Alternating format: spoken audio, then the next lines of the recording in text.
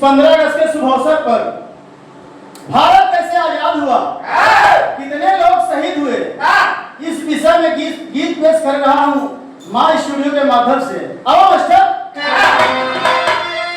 अरे धन देश के धराधाम, बाबू धन देश के धराधाम, हरदम कुर्बानी मांगे लाओ, हरदम के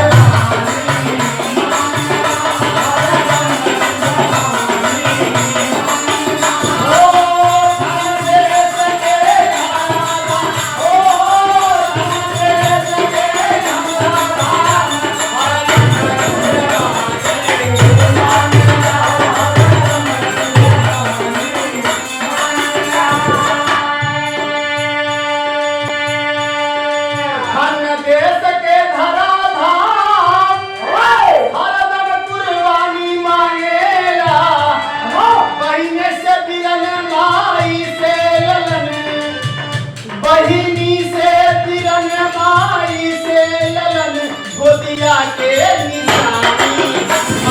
लाओ,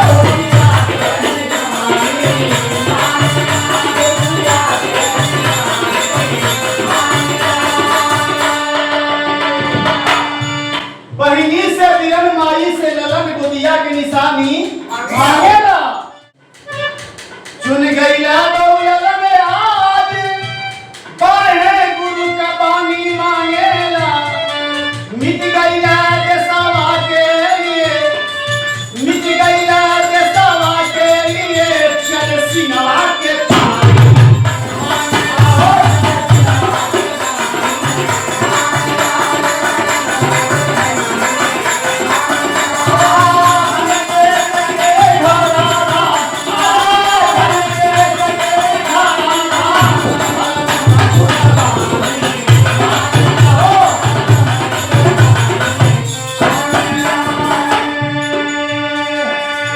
गांधी सुभाष नेहरू आजाद से रही,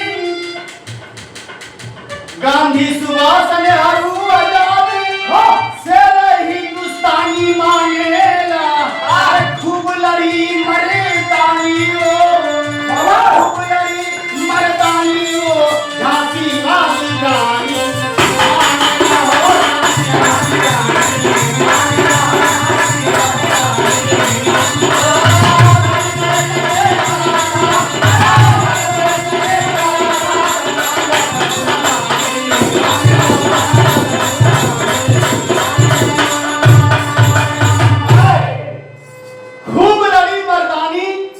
झांसी वाली रानी मांगेला।